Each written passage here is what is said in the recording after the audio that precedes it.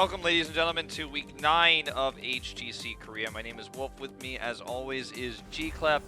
We've got a special week coming at you guys, though, because Phoenix is available. Contrary to some reports earlier by some pro gamers who were told this morning incorrectly that he would not be available this week, he is, in fact, available. Void Prison is globally banned. Zeratul is open. And we got an exciting week. How much Phoenix are we going to see in the first ban phase? Oh, you went a little bit too far, Wolf, already. Are we even going to see Phoenix in actual games? I have doubts. I think he's going to be banned most of the time.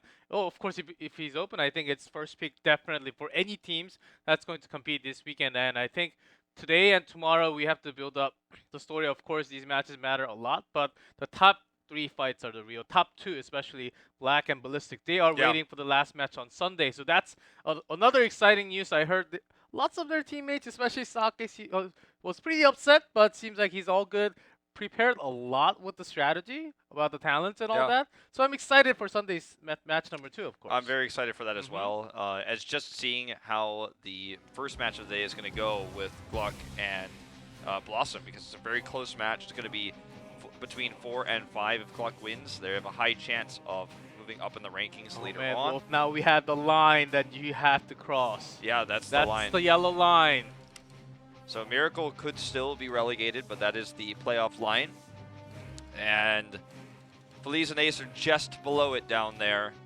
In our second series, of course, we're going to have Tempest versus Miracle. So Miracle, with a loss against Tempest, which is very likely, would find themselves in the same score line. So very scary place to be for this team that's been such a legacy team in Korea since 2016. Very much could be times changing here. Ballistics, of course, still at the top. Yep, along with KSV Black. Tempest, of course, dropping their series against GLuck, somewhat shocking. But even after that, their match against a stronger team, KSV Black, has been lots of disappointments, actually. 0-3, that was a big one. And we have our first match, though, BlossoM versus GLuck. They're right in the middle. Can they actually rise up a little bit before the playoff? I think that's what we're going to see tonight. It's also going to be very much a preview to what we'll likely see in our second match of the playoffs themselves, because they will face off against each other almost no matter what. So that's going to be a pretty exciting one, because it should be very close, and as mentioned, it will be a bit of a preview. Second series will be Tempest versus Miracle, so could be a one-sided match. Most would expect, unless Miracle does really step it up. Tempest has been falling a little bit since their undefeated run in part 1. So, you know, maybe Miracle, if they practice and prepared a lot, could take a series win, but doesn't feel likely. But for their sake, I hope they have prepared well. And I think BlossoM losing one of their cards, one of the biggest cards, Wiz playing Zeratul, in certain maps or certain battleground has been their strength somewhat. As a team, it has showed their color to have the solo lane, not playing Blaze, not playing Sonya much, actually bringing Zeratul most of the time. Without Void Prison, I think they will lose that color a little bit. Of course, they're against the weaker team, so to say, but they still have a good chance of losing in this series against GLuck. So I think that's one of the things that they actually have to think about, and maybe think about some other solo lanes tonight.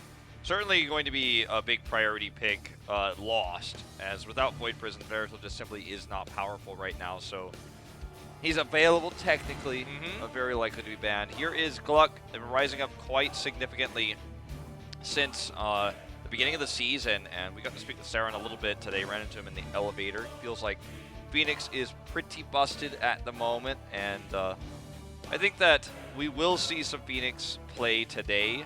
I don't know if it will be in this series, but I think at some point he will go through a draft, and we'll see at least one game of Phoenix, you have to imagine. There's a fairly low win rate in other tournaments. I believe it was played twice in Latin America, went 0-2, and then it was, I think, fielded in Heroes of the Dorm as well. But yeah, I just saw this morning from Dorm. Yeah, he's pretty low win rate at the moment in terms of pro play, but this is Korea we're talking about here. And we'll see I think if you have the matchup like Leorix and Tomb, then I think it's the perfect time to use that Planet Wrecker. I think we will see that. Maybe. Of course, Salvo, I think, is the way, though. But if you have the perfect CC Pain, CC, not Pain. Of course, it will be Pain after if you have the perfect CC chain, I think it's a good heroic to actually choose for Phoenix. I mean, Planet Cracker is insanely powerful. Yes. This is a great map for Phoenix, by the way. Tomb of the Spider Queen. Depending on what build we're going to see from Phoenix, there's a lot you could do because he can warp really easily between lanes. He's got good pressure, harass. He can push lanes very quickly, but also because he has great wave clear, when he's in disruption mode, he can really empower whatever push, deal with it well. Fantastic hero for the map. So let's see if GLuck wants to gamble a little bit here and ban the Maiev, Medivh, and see if BlossoM gives them the opportunity to be the first player in HGC Pro to play the Phoenix. Phoenix has, according to HotSlog's data, which is from thousands of replays, especially high-level play, a 63% win rate currently in Hero League, and that is with 98% involvement. And remember that we have never really had a hero go that high. Like Zul was, I think, 57% when he had his run. Well, Maiev almost had that. Close. Almost 60, low 60s. There's that Phoenix ban. Has to be done. Leaves Maiev open, but Malfurion has been prioritized over Maiev by most teams so far in this tournament. This is before the live patch, guys. Just the same patch as last weekend, Yes. the Phoenix patch, not the latest one with the Tracer nerf. Yeah, so And a few other changes with the false stat changes also. yeah, and the Malfurion stuff. So this is the same patch we were working with last week with the Tracer damage buff, but cooldown increase. And health buff and stuff like that. Tracer, I don't even want to really call it a rework. It's buff to her damage, nerf to the cooldowns. Very much a changed Tracer, but it's hard to say it's buffed or nerfed. Depends on who you're talking about. Well, if they want to run the Maiev, she is available here with the full range of tank choices. Garrosh would be a great choice for the map. I think the combo with Taunt and the Maiev is very strong. They're going to go down that path. Took a little while to think about it, but Just having second thoughts on what they want to build after a few possible picks come out from GLuck. yeah. They already have Malfi. They can bring their Tracer back to the play. Of course, won't be as powerful because recall time and the blink, the cooldown has been nerfed. It's actually a lot harder to escape from the Umbral Bind from Maiev. So you have to really carefully position yourself if you want to play Tracer. Only if you are super confident, which I don't think it's often the case. Well, GLuck is giving some thought to this one. They have both Shimada brothers available, which is very powerful on this map. Genji very strong with a tank that has good CC to look for picks. Tracer, as you mentioned, very difficult to play against the Maiev. They're going to take Hanzo instead. So Hanzo, we can just try to avoid and outpoke this composition. Still the same Hanzo, just again before the nerf to his level 4 W talent. Genji's still open, which is still pretty good for either teams. Yeah, Genji is especially good with Tyrael, but depending on what support BlossoM gets, it can be quite powerful there. Will be banned, so we're moving that away here. GLuck, if they are thinking ahead, of course, Junkrat or Stukov also. I think they were afraid about the silence that may actually cancel the Sank from the Tyrael. Yeah, can be very annoying to deal with. So this means that with Genji removed, Uther's still pretty unlikely. So with all these DPSs removed, Phoenix, Genji, Medivh removed even, Hanzo's taken away. There's not a whole lot of choices here in terms of auto attacks that have good wave clear. Greymane is probably going to be the best bet at this point, unless they want to run something like a Cassia. So if you're looking for wave clear, you're looking for the Greymane. Valenash not really having a place here. Volstad available, but never really a go-to pick for BlossoM. They used to usually control the macro with Wiz in the top lane, not with global heroes that are also DPSs. That's why they don't really run Abathur either. Junkrat is an okay one on this map. Certainly. To poke from the backside, but they may lack some burst damage, so they're bringing in Rehgar to get the kill. I think just having Junkrat to poke from the back and looking for some wombo combo may not be enough damage for multiple targets. So they will bring in Rehgar. Rehgar actually does tons of damage just with the basic attack and also the wolf form going in, biting in. He's very powerful. Rehgar with this comp can be very strong because you do have a lot of pick potential with the Umbral Bind. And obviously we talked about this to death, but Junkrat's Riptire plus the Prison, or the Warden's Cage, can be so powerful. You need to have Sanctification available when that happens. If you don't, it is going to be a bad time. And you need to be able to kind of track the cooldown of that, track where Tyrael is going to be, where he's dropped his Aldruin, so you know how to place the Warden away, or try to bait out early before the fight starts that Sanctification to be used. But if you can do that, you can do a lot with this combo, especially before 13, before Malfurion gets that Ice Block, before Holy Ground. Wow, double support here. Double support and practically Hanzo. Triple support. Interesting. Very much viable for this map. I was going back to our old games and maybe thinking of Falstad coming out for Disengage. Maybe Lyric is pretty good with the Entomb. Can trap one, also just can't use the March to sustain. But only having Hanzo with the double support on this map, they have good wave clear. They can continue doing it. But when it comes to teamfight, when they have to clash together, I think they are going to have a hard time. Usually the Sanctification will just be the protection ground, not going in for their own dive. More of a safety tool. I wonder if Sonya is viable here against the Arc. It seems like a tough situation. Sonya can do a lot of split pushing, but there's not a lot of gank potential for GLuck. So even though you have this this comp that has no real solo laner from GLuck, besides, I mean, Lyric will be there, but they're going to be roaming a lot.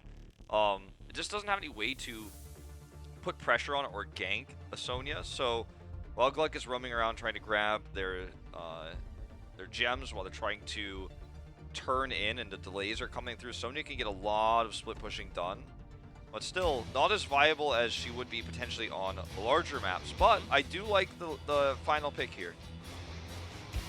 I do like the picks from both teams. Of course, more leaning towards BlossoM. They have Mayet, they have a lot of control. Maybe Sonya is thinking about Leap, like a full wombo combo if they want to go that way. Could be. You know, anything is possible with Maiev on the board. We're going to be seeing a lot of her, so get used to it. Medivh being so popular right now, and Phoenix on the, we're on the patch with Phoenix enabled. We're seeing a lot of that. Pretty cool. Yeah, that's what happens at the beginning of the game. No one ever stops to watch that. But look at that. Look at the fort spawn too. Whoa. Or sorry, I have to keep the walls. Yo, whoa. Came right out of the ground, GLuck. Where were they before? Straight underground. That's the Hall of Storms. That's where people die go. Spider signs on the ground. Yes, thank you, no chat. Well, Relic is still going to do some poke damage here. Very careful movements by BlossoM. Remember GLuck even just 1 year ago? People always used to just take 5v5 fights in the middle for no reason. We don't do that anymore. They had reasons. Stop looking at me like that. Okay, sometimes there are reasons. To test your enemy team's strength was the best way of Or putting it. maybe you had an ETC and you were looking for a pick, but the other team that went to meet the team that had an ETC was dying. It was bad. It was a different time. Yeah. I just want to say we live in a better time. Much better. Oh, There's a look bind at this. again, and Milky Way doesn't have his Aldruins away, so some more damage, not all in, but that's something else that GLuck has to be thinking. If that wasn't Tyrael, if that was something like a Tastar or Hanzo, Malfurion, that was going to be a death for sure. Yeah, just much better control of that fight, much better trading. And you can see that Sonya is able to control the bot lane a little bit right now. It's being pretty even. This is a fast camp here. That's going to put a lot more pressure on mid. That's what BlossoM has to do. When you think about the wombo combo after 10, BlossoM has the control on everything, it seems like. But GLuck, since they have a lot of range, a lot of poke, a lot of wave clear, they're going to lead in the rotation somewhat. So BlossoM starting that camp early on seems like a smart move to me. Yeah. I heard Maev doesn't like Illidan. Why is she trying to look like him with this skin? What's going on with that? Wait, who's older? Older? I don't know. I just know Illidan's at least 10,000 years old. That's all I know. I know Maev has been chasing him for that long, and isn't she the one that imprisoned him also? Yeah. So she must be older than Illidan somewhat. Well, here's a thought, Blizzard. If you want to make the containment disc viable, just make it last more than 5 seconds. Make it 10,000 years. 10,000 years. Then maybe and we'll be it'll be casting for viable. 10,000 years. And the other regions will not be able to cast. No, it's fine. You just walk away from the containment disc. You just go kill the core. The game's still in, HGC.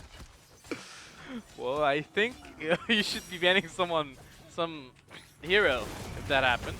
Well, Nasang's caught Ooh, here. is- What a Rhaegar, and the rotation coming from Malfurion if it gets. This is risky from GLuck to actually commit to here because Wiz has so much sustainability and they have Maev. Do a lot of damage, get a lot of resets. GLuck should not have contested this. Especially losing the 2v1 for so long with Saron. Junkrat is pushing mid. Sorry, dealing with the mid push, excuse me. So grabbing some of that extra experience is a really good position for BlossoM. I think it was contestable. They had earlier rotation compared to BlossoM, but somewhat neglecting, as you mentioned, the sustainability from Sonya. How she could just take the camp, just whirlwind. Yeah, like, the sustainability of Leoric is with his Drain Hope. But after that, you just can't do anything, whereas Sonya's just like going to be able to whirlwind repeatedly and just continue to keep sustaining with her Warpaint as well. Oh, they got the grab here. I don't think he has shift. Maybe he does. Well, he's being aggressive, so, you know, maybe I was wrong about that, but ends up being okay. Faster turn in here for BlossoM, though, because they controlled the map. They got that faster cap. This is, again, just going to be them trying to push their way to level 10 faster. They can utilize that combo. Their early game is strong because not only do they have Maev, they have Garrosh and Junkrat. So that's a lot of CC. GLuck, you could argue, has potential to teamfight after 10 as well, but the early game is even weaker. BlossoM has strong early game and post 10.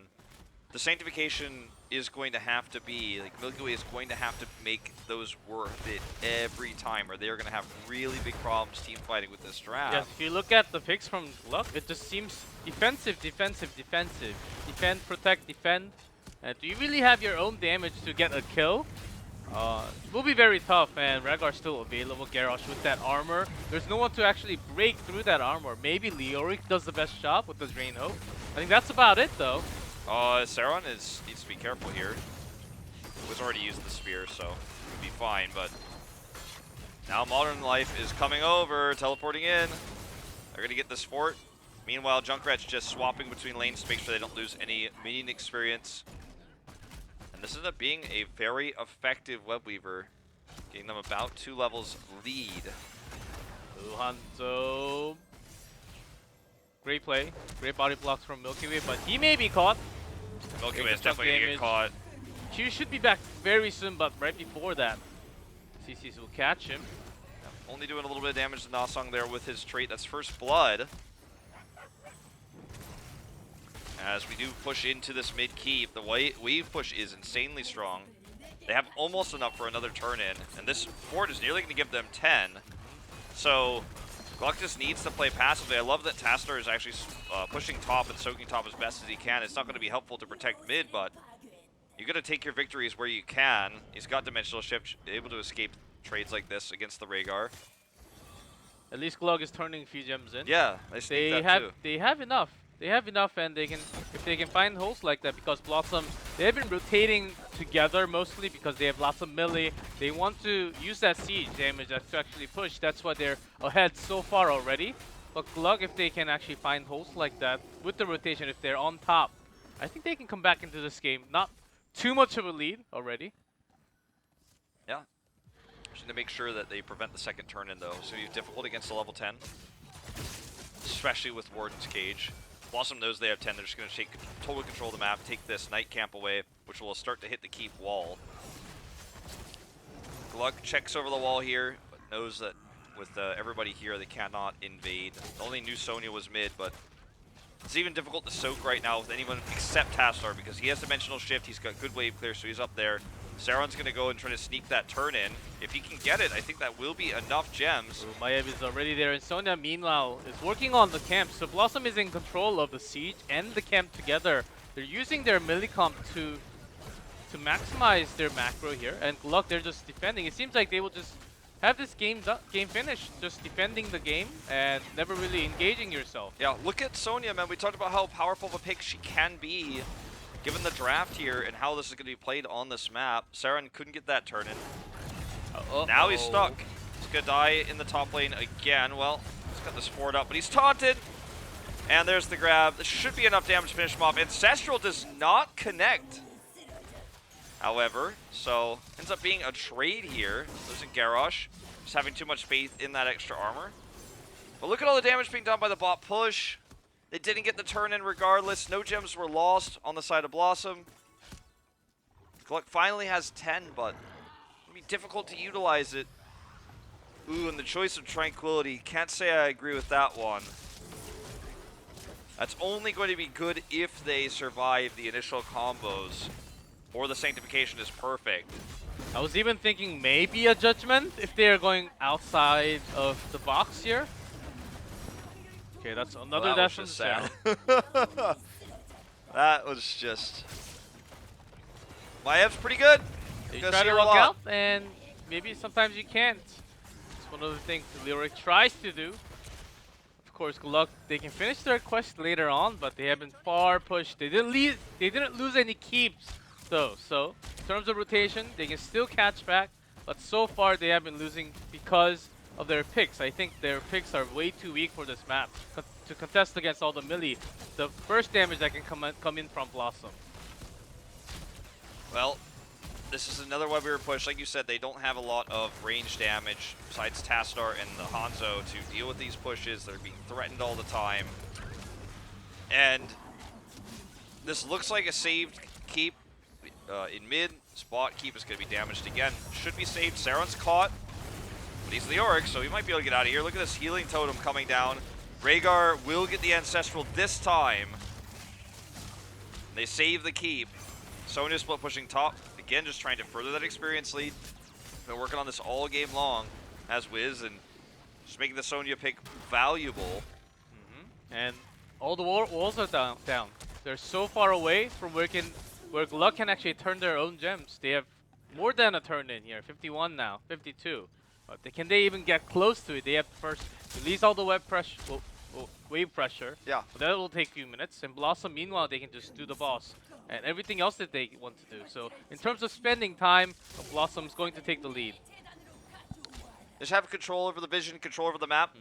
GLuck is moving in here to try to find something. Tyrael gets caught there by the trap. Has to actually use his cooldowns to escape. Gondar blocking, body blocking here so that turn-in can come through. They don't have enough turn-ins, but they're halfway there. Rhaegar's turning everything in. If they had enough, if BlossoM had enough, they would have already had chance to. Overlord is getting his in. Wiz did not spot in time. Yeah, Overlord's gonna die for this, but thing is it actually worth it that he dies for this? Well, if they don't hit the tether, he's not going to.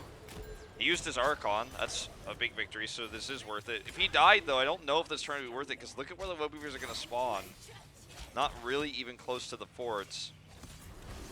What GLuck needs is a one team fight into a turn-in, so that they can actually get something out of it. Here comes the combo. Riptire out already. Oh, Hanzo's right in there. There's the Sanctification, though. Baited early, though.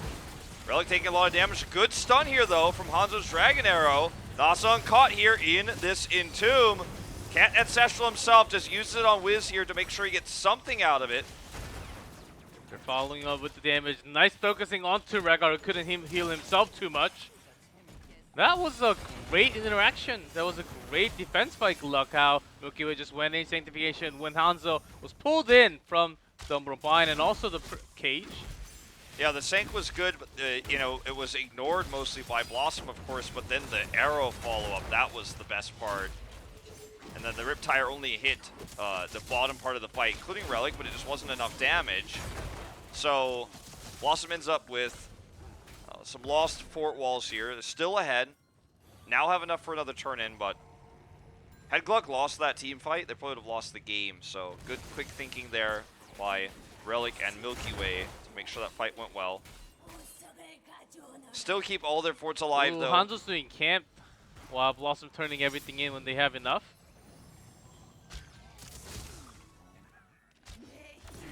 Let's see, this may be more than a single keep. The waves are a little bit away this time, so maybe a little bit better, but still ways times away from that level 16 mark. Well, this is going to be pushing towards the keeps directly that are all damaged. GLuck needs to make sure they retreat. Ping's coming down here. Oh, get Modern going. Life. Whoa, that was... Dimensional shift really well timed there.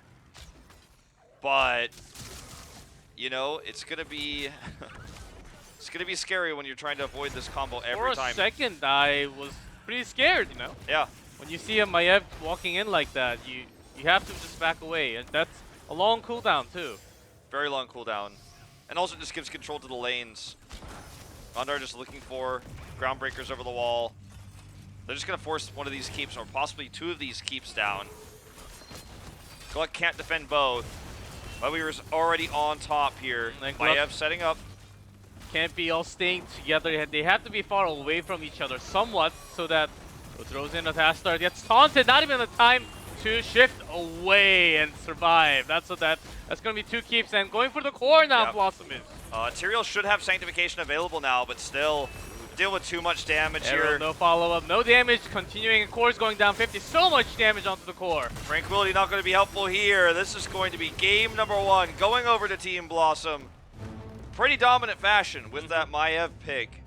Controlling the map, controlling rotations, getting kills in the early game, taking full advantage of the camps and their level 10 advantage.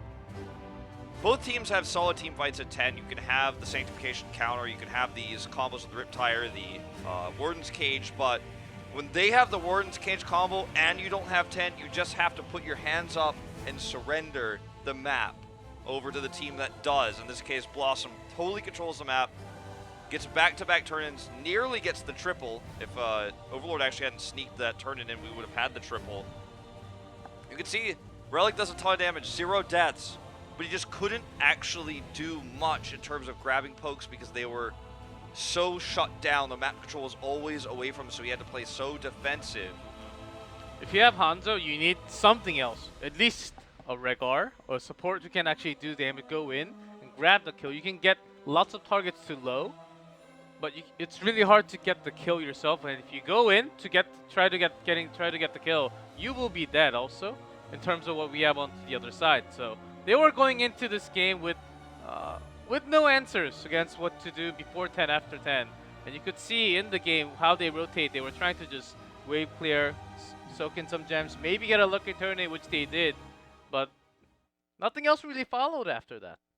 So I heard GLuck, there were a few pro gamers that had this sentiment that should add a third ban during the first phase. And that's all. I think that was what was said. No, I think there were about like 20 pro gamers who said this or something like that. I heard the consensus that that's what people are looking at. But guess what? We don't have it. So Maiev is going to be very highly picked here. Do you want to deal with a Maiev? Do you want to deal with a Medivh? I think that's the question we'll see every single time today. Like, because you definitely don't want to deal with the Phoenix. You definitely don't want that. That's going to be a brand ban pretty much every time. I think we'll see one Phoenix game where he actually comes out. That's my prediction. Just because I feel like eventually in a best of 5 series, someone's going to be like, actually, we should alter this, or maybe we have this Phoenix counter draft. But with potentially 10 games today, like, I think there's a chance that we do see the one. But for the most part, you don't want to deal with the Phoenix. You made a mistake and let Phoenix go Not through. in this patch. So yeah, no, not on not this in the next patch. Probably not in the patch after. When? Well, you know, I don't know. We need to start thinking about Deckard Cain bans. Oh yes. I don't know if Deckard Cain's gonna make it in time for playoffs actually, but probably not. Maybe in the MSB. I think. Yeah, just it could in be. time. Yeah, it could be mid-season brawl. But yeah, I mean, I'm just looking at this Phoenix ban on my sheet. Phoenix currently 100%. 100% involvement, 100% ban rate in HGC Phase 1. And Medivh, I think, is still way too powerful. Of course, we'll be having some changes in the later patches, but still on 31.1 patch, So you have to continue